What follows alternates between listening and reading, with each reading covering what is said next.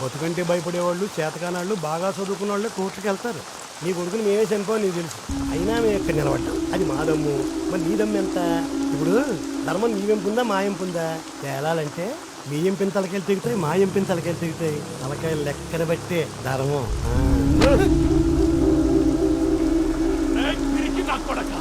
నా కొడుకు చచ్చిపోయినందుకున్న బాధ కంటే 10 మందిలో నిన్ను తన్నాడు చూడు, ఆడే మగాడు.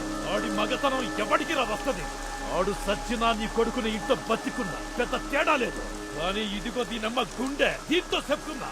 ఇప్పుడు సెంటర్ కొచ్చావు, ఇక రోడ్డు మీదకి తీసుకొస్తున్నా కొడక. నోటికేదొస్తే అది వాగడము, దిగజారుడు పనులు చేయడమే రాజకీయం అనుకుంటే ఆ పని ఎప్పుడో చేసేటోళ్ళవరా. కానీ అన్నంతో పాటు అధికారం కూడా అలవాటైన వాళ్ళం కాబట్టి ఆలోచిస్తున్నావు. అధికారం పోరంబోక 15 సంవత్సరాల నుంచి నా దెబ్బకి జనం దెబ్బకి దానికి దూరమయ్యే కదా అన్నం కూడా సహించకుండా బతుకుతున్నారు. ఇంకా అధికారమా?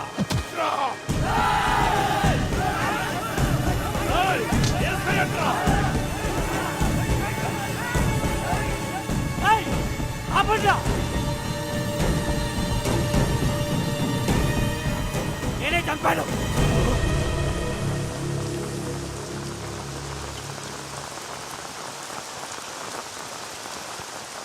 నీ కొడుకుని చంపింది నేనేరా.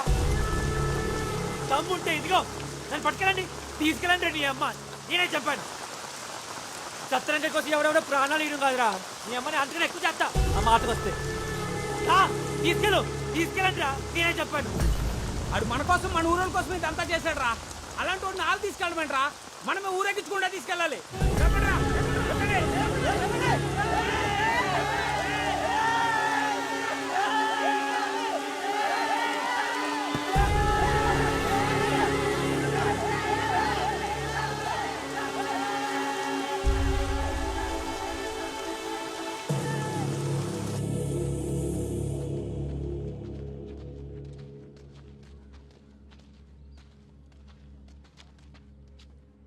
అయ్యా తప్పకుండా అయ్యా.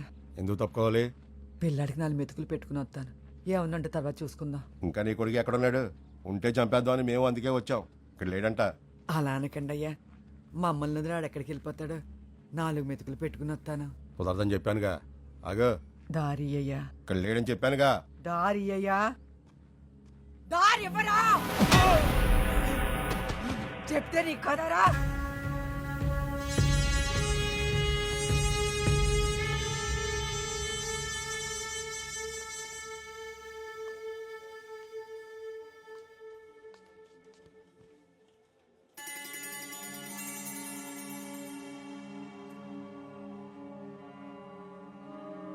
లోన్ ఏం చెప్తారో అని భయంగా ఉందిరా.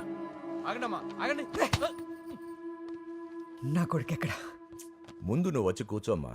నా కొడుకు ఎక్కడా? అరే ముందు కూర్చోమ్మా. కుర్చీలో కూర్చోబెట్టి అవమానిస్తే ఒక్కొక్కడి తల పట్టుకుపోతాను. నా స్థాయి ఏంటో నాకు తెలుసు. నేను ఇక్కడే కూర్చుంటాను. తీసుకురా నా కొడుకుని, తీసుకురా నా కొడుకుని. ఏంటయ్యా ఇది? వచ్చేవాడు ఆడే వస్తాడు. ఇక్కడేదో జరుగుతుంది.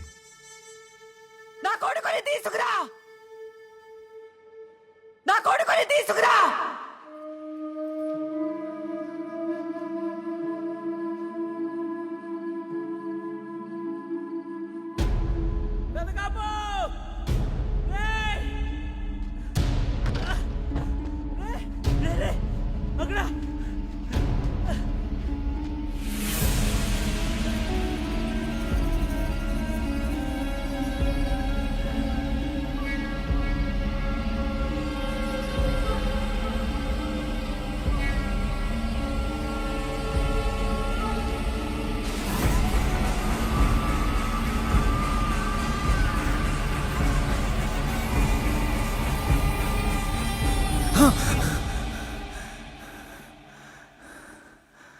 ఎందుకు ఏడుస్తున్నావు?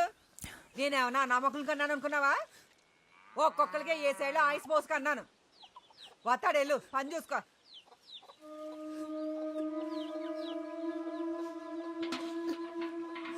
వస్తాడు ఎక్కడ పోతాడు రాక.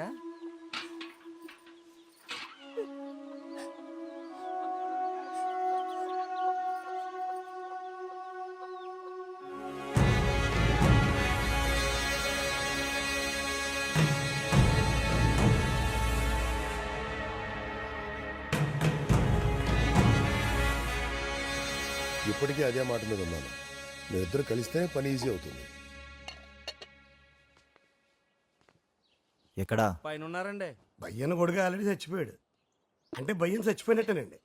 ఇంక మిగిలింది ఒకడు సత్యరంగయ్య గారు. సత్యరంగయ్య గారు అంటే అన్నగారు అంతా, అన్నగారు ఇంత.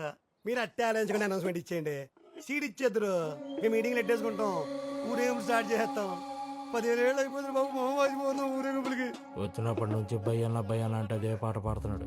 సుత్తా మొదలు లేకుండా నరికేమంటావా ఇటే అమ్మ. ఎన్నిసార్లు పోలీస్ స్టేషన్కి వెళ్ళి అడిగినా ఆడెక్కడున్నాడో చెప్పట్లేదు. అసలు బతుకున్నాడో లేడో తెలియట్లేదు. మీకే తెలుసు ఆడెక్కడున్నాడో. మీ మీద పిచ్చతో జైలుకి వెళ్ళాడు. ఆడెక్కడున్నాడో వెతికే బాధ్యత కూడా మీదే. ఎవరిని బదలొద్దు. నా కొడుకుని చంపిన నా కొడుకుని బదలొద్దు. దొరికిన వాళ్ళను దొరికిన కేసేయండి.